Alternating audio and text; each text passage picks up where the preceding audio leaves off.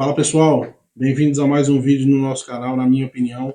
Eu sou o Murilo e hoje a gente vai fazer mais um giro de notícias aí para manter vocês bem informados e por dentro de tudo que tem acontecido aí, com bastante humor, porque ninguém merece esse estresse todo e não poder dar nenhuma gargalhada. Mas vamos lá. Antes de tudo, se inscreva no canal, ative as notificações e compartilhe esse vídeo com seus amigos. E se vocês gostarem do vídeo, deixa o like aí pra nós, porque senão o dedo cai. Vocês vão ficar só com 9 e já viu, né? É problema. É 9. Então vamos lá. Começamos aqui pelo Pleno News, que compartilhou uma manchete assim. Petição pelo impeachment de Moraes bate a meta de 1,5 milhão de adesões.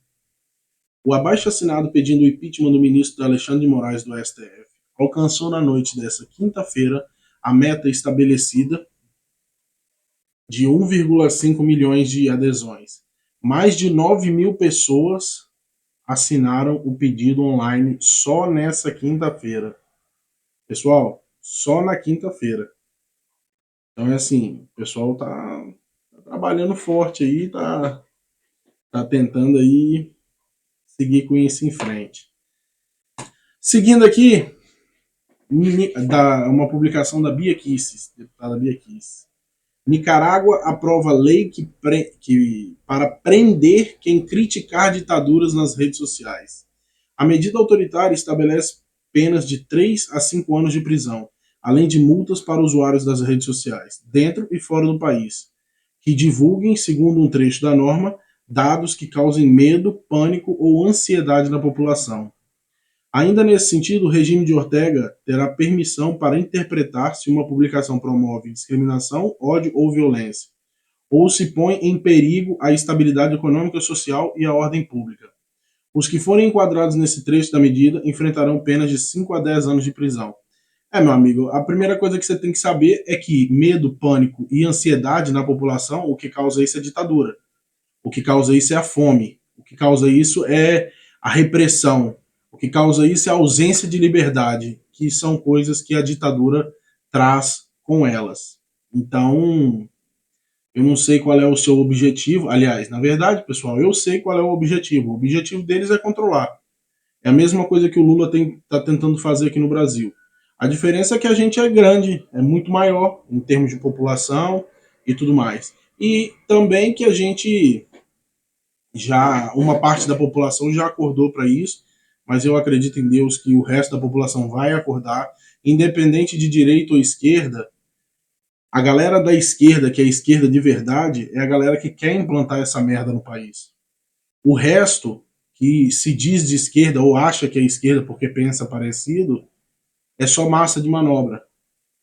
Porque os vilões mesmo são esses que pregam que todo mundo merece habitação, todo mundo merece comida e não sei o que, vai perguntar pro povo da Venezuela se tá todo mundo tendo comida, se tá todo mundo bebendo água, se as crianças estão tendo estudo. Então, isso é um pouco.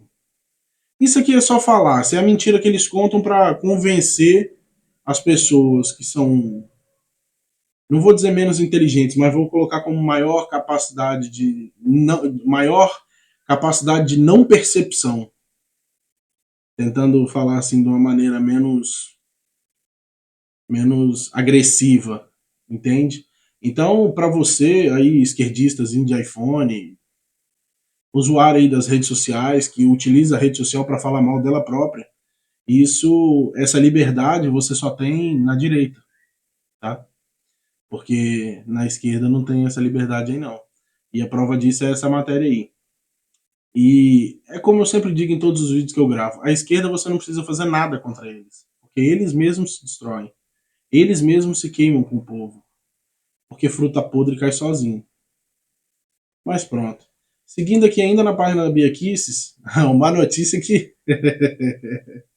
uma notícia que para mim é assim, é muito interessante, mas não me surpreende. Polícia Federal indicia Danones sob suspeita de corrupção, peculato e associação criminosa em caso de rachadinha. Em peça enviada ao STF, A Polícia Federal diz que o parlamentar que esteve na linha de frente da campanha digital do Lula, na campanha de desinformação, né? Porque o Janones mente numa velocidade que eu acho que nem a equipe de checagem não dá conta de desmentir. Em 2022, possivelmente foi beneficiário da devolução de parte dos salários de 2 assessores, também indiciados.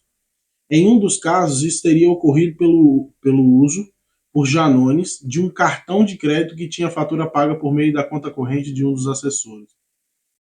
Pessoal, eu já puxo aqui do Metrópolis junto, que ele também é manchete no Metrópolis. Polícia Federal indicia André Janones por suspeita de rachadinha no gabinete. O caso foi denunciado pela coluna do Metrópolis, assinada por Paulo Capelli, quando, em novembro de 2023, divulgou o áudio de uma reunião entre Janones e seus assessores. Ou seja, além do cartão de crédito, ainda tem o áudio divulgado dele com os assessores. Escutem isso. Na gravação, o deputado avisa que vai ficar com parte dos salários dos servidores para recompor seu patrimônio dilapidado após as eleições de 2016, quando tentou se eleger prefeito de Ituiutaba, em Minas Gerais. A materialidade e os indícios de auditoria ficaram comprovados, segundo a Polícia Federal, a partir das evidências produzidas no uso da investigação, entre as quais se destacam oitivas, laudos periciais, análise de áudio, análise de relatório de inteligência financeira e análise fiscal. O que acontece?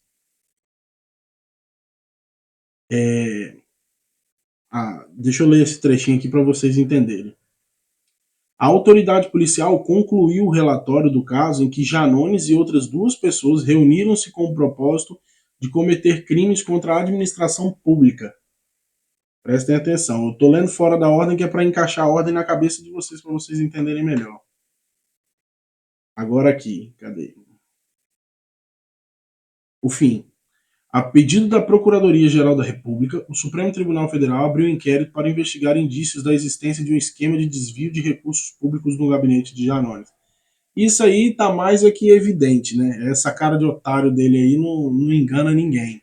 Vocês sabem a cobra que isso é. Esse cara é uma pessoa extremamente baixa, do pior nível que tem. No último vídeo, inclusive, eu mostrei a vocês o tipo de publicação que ele faz e isso aqui, Jean Willis, é a mesma coisa. É a mesma coisa. Isso aqui não acrescenta nada na política brasileira. Isso não defende o interesse de ninguém. Isso não agrega nada. Isso é um peso só nos cofres públicos. Mas vamos embora. Seguindo aqui para uma publicação do Deltan Dallagnol.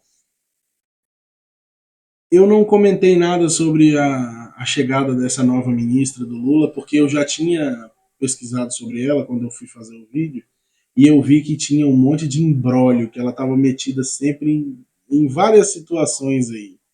Então, assim, eu deixei para falar agora só para vocês verem. A revista Oeste fez essa publicação. Nova ministra dos Direitos Humanos de Lula é ré por superfaturar 6,5 milhões em uniformes escolares. Lula tenta fingir que se importa com assédio sexual, mas ele é incapaz de fingir que se importa com a corrupção.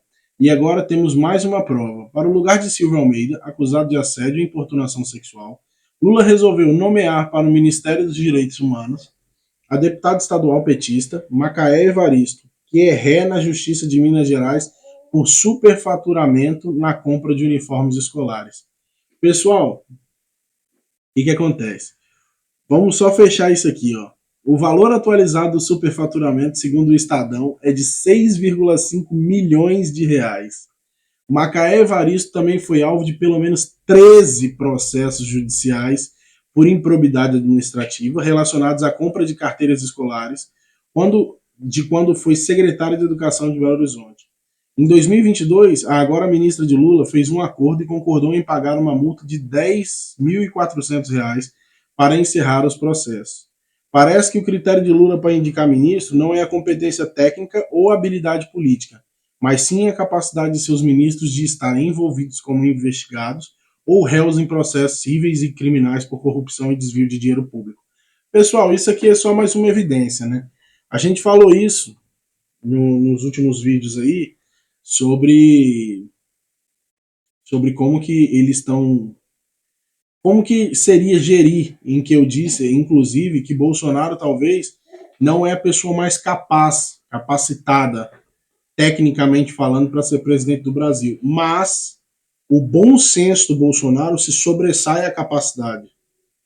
Por quê? Porque se ele sabe que ele não entende de economia, hoje eu estou acompanhado aqui com meu filhote, que é um bebezinho, então é por isso que toda hora eu olho para lá, porque eu estou vendo o que ele está fazendo. Que ele tá aqui deitado. Vamos lá. O que acontece? Bolsonaro tem bom senso. Então o que acontece? Ele sabe que, por exemplo, que ele não entende de economia, mas foi em busca do melhor em economia. Ele sabe que ele não entende de saúde, mas foi em busca do melhor ministro da saúde. Sabe que não entende de direitos humanos, dessas pastas de mulheres e não sei o quê, e foi em busca sempre do melhor.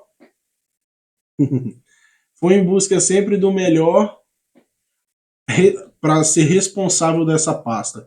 Então não adianta você ser um político de carreira se na sua carreira não tem política.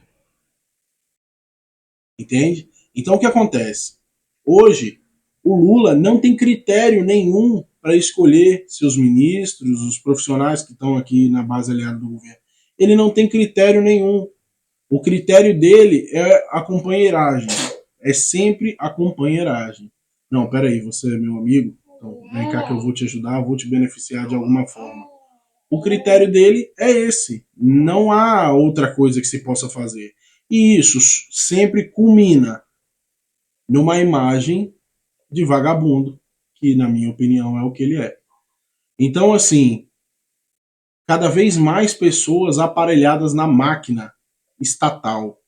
Cada vez mais pessoas sugando todo o dinheiro injetado na máquina através dos nossos impostos. E isso é uma bizarrice sem tamanho. Mas eu acredito que a gente vai conseguir vencer isso, vai conseguir passar por isso, e a gente vai arrancar esse povo sanguessuga do poder. Vamos lá.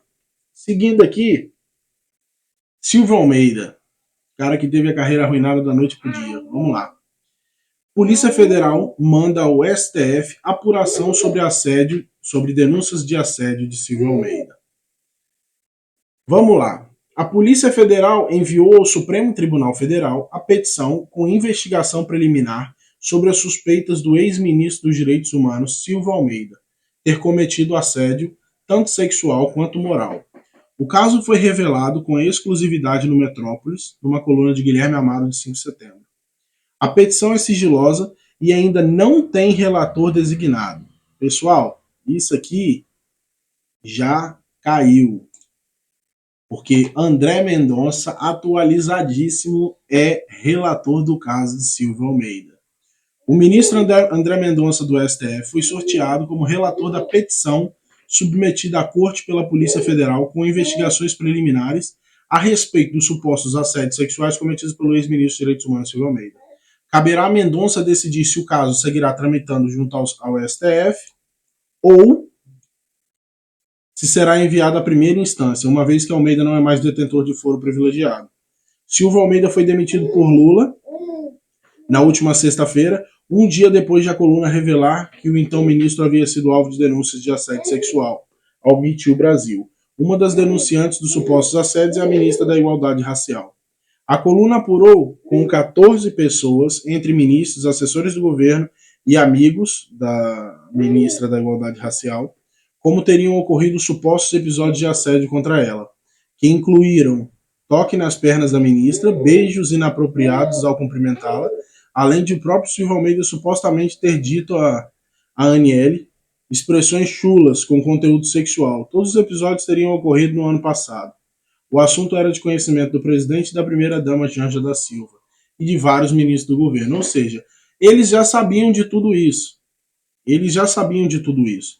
E eles não interviram porque esse pessoal é o seguinte, por que hoje, vamos fazer uma reflexão rápida aqui, por que hoje é tão difícil muitos deputados e senadores se pronunciarem contra as atitudes erradas do governo? Porque o nome disso é rabo preso, um tem um rabo preso com o outro. Por exemplo, vou dar um exemplo simples para vocês. No STF tem processos contra o presidente do Senado. E no Senado tem processos contra o STF, contra ministro do STF. Ou seja, cada um pega aquela arma que tem, senta em cima do rabo e fica quieto.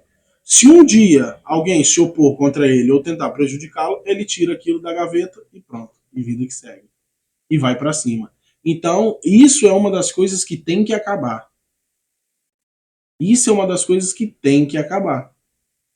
Por quê? Para a gente poder conseguir eliminar essa galera do rabo preso. Isso a gente tem que dar. Eu tenho alguns pensamentos em relação a isso, mas pronto. Eu acho que isso tem que acabar. Mas vamos lá. Em relação ao Silvio Almeida, eu acredito que seja isso que aconteceu. Eles já sabiam, seguraram, e na hora que foi oportuna, ou de interesse do chefe maior do governo, ou de interesse de alguém que seja ligado ao chefe maior do governo, porque tudo passa debaixo dos olhos dele, principalmente que se ele e a esposa dele, que é a Janja, já sabiam, eles não exoneraram antes porque não quiseram. Então há interesse aí no meio. Há um conflito de interesse. Vamos lá. Seguindo aqui no Metrópole, STF ganha chance de barrar a PEC que pretende limitar as suas decisões. Esse é o tipo de bizarrice jurídica que eu adoro ler. O STF recebeu nesta quarta-feira uma oportunidade de barrar a tramitação da proposta de emenda à Constituição, a PEC, que pretende limitar as decisões monocráticas de ministro da Corte. O deputado Paulinho da Força apresentou ao Supremo um mandado de segurança pedindo que se determine à Câmara a interrupção da tramitação da PEC. O texto já foi aprovado no Senado e atualmente está sob avaliação dos deputados na Comissão de Constituição e Justiça, com parecer favorável do relator, deputado Marcel Van Hatten, do Novo do Rio Grande do Sul. As discussões na CCJ foram concluídas nesta quarta-feira e o texto de Van Hatten está pronto para a votação na comissão. A PEC pretende proibir decisões monocráticas, ou seja, individuais de ministros do STF, que suspendam a eficácia das leis, atos do presidente da República, dos presidentes do Senado e da Câmara, que é o que tem acontecido através de alguns ministros, por exemplo, o ministro Alexandre de Moraes, que tem atropelado o legislativo infinitas vezes. Então, essa é uma forma da Câmara dos Deputados se proteger desse tipo de coisa. Mas levando em consideração a quantidade de leis e a quantidade de regras que ele vem quebrando da Constituição, eu acho que isso aqui é mais uma burocracia, porque não vai resolver nada. Então vamos lá. O texto também veta decisões que suspendam a tramitação de propostas legislativas, afetem políticas públicas ou criem despesas, além de propor prazos para avaliação colegiada de liminares em ações diretas de inconstitucionalidade, ações declaratórias de constitucionalidade, arguições de descumprimento de preceito fundamental ou ações diretas de inconstitucionalidade por omissão. Resumindo essa parte, pessoal, o que eles estão falando? Que na PEC também tem um trecho em que cobra o prazo, que estipula prazo, limite para o STF resolver essas coisas. Essa é uma das formas de evitar que eles peguem aquilo, sentem em cima do rabo e fiquem guardando aqueles processos para futuramente utilizar contra a pessoa, contra essa pessoa envolvida em algum tipo de caso que vá prejudicar a Suprema Corte.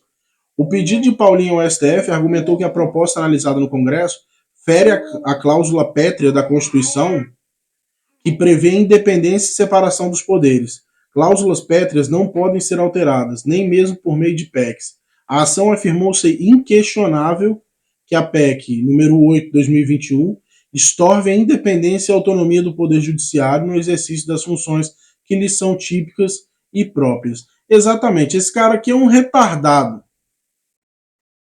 Esse cara aqui é um retardado.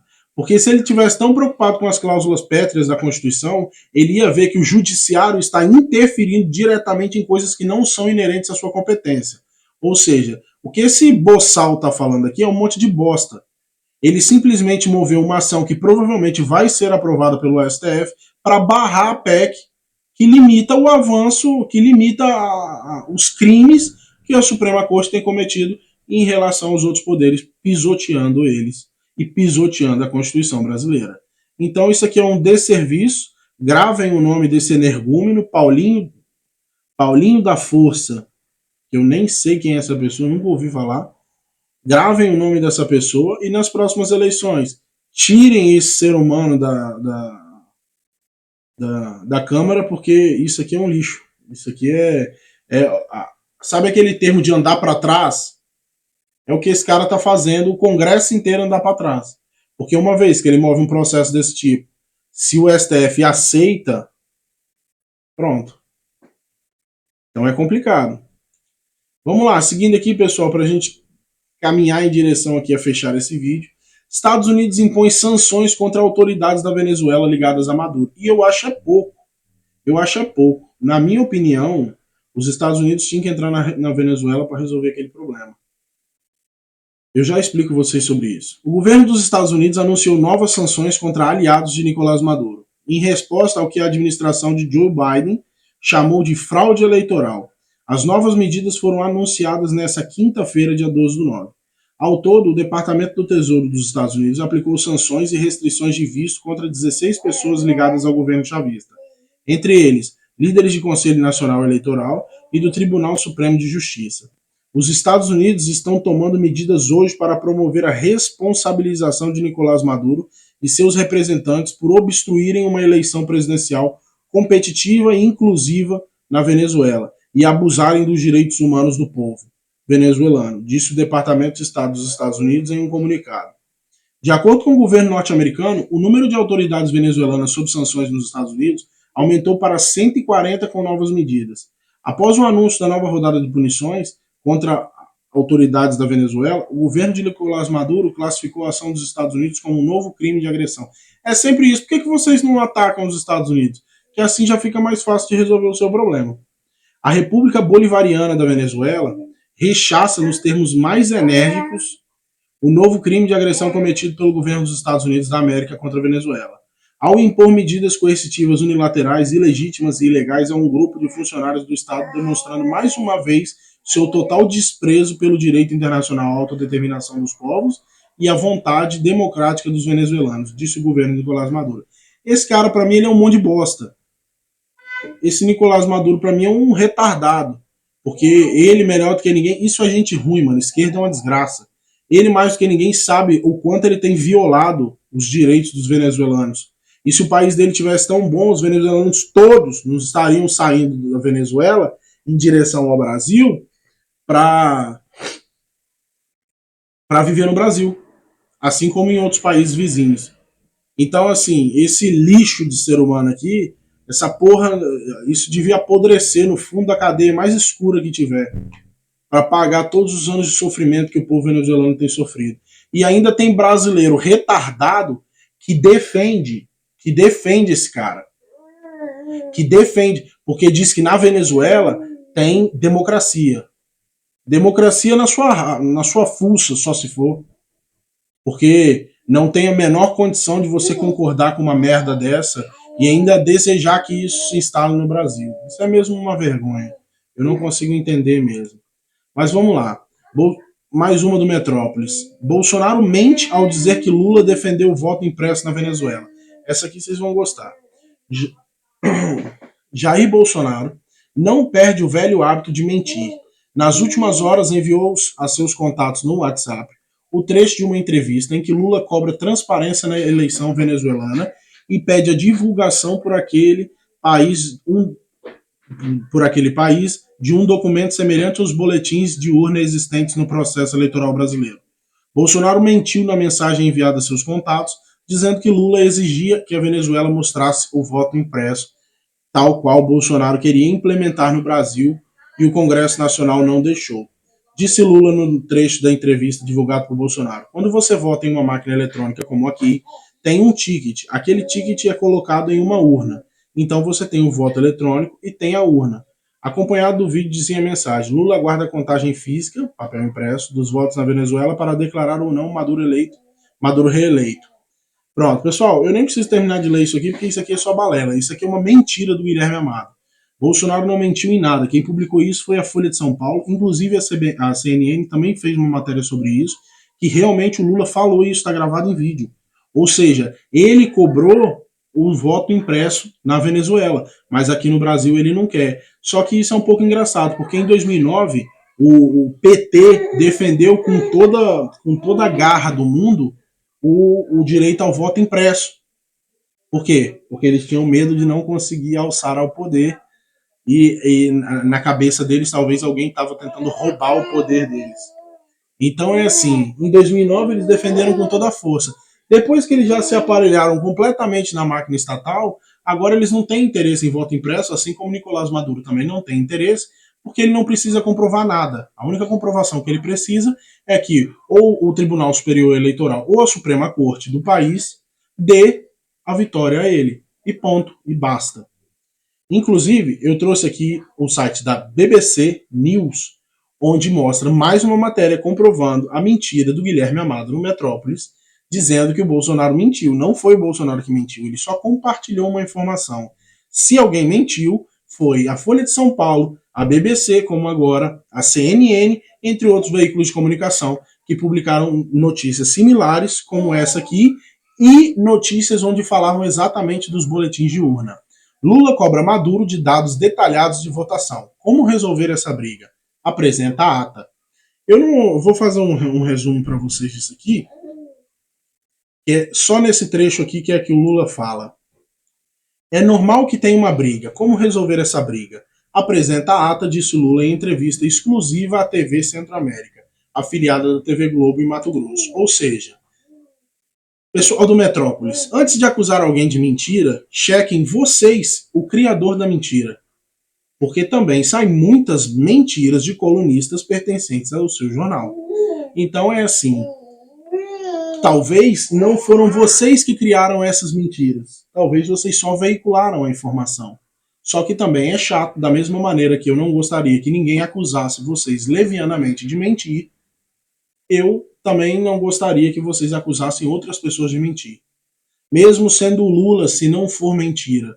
Porque a verdade é absoluta. Nós temos que defender a verdade independente do lado que ela esteja. Se é verdade, nós temos que lutar por ela.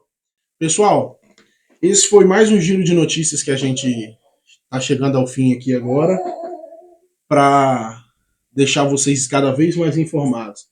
Não se esqueçam, deixe o seu like, ative as notificações, compartilhe esse vídeo com seus amigos e se inscrevam no canal, que é a parte mais importante. A gente está tendo bastante acesso, muita gente está procurando a gente, só que vocês estão esquecendo de se inscrever no canal, que para depois chegar as notificações dos novos vídeos que chegam até vocês. Eu espero que corra tudo bem. A gente se vê novamente durante o dia de hoje, que vão ser postados mais vídeos. Um abraço, fiquem com Deus e tchau.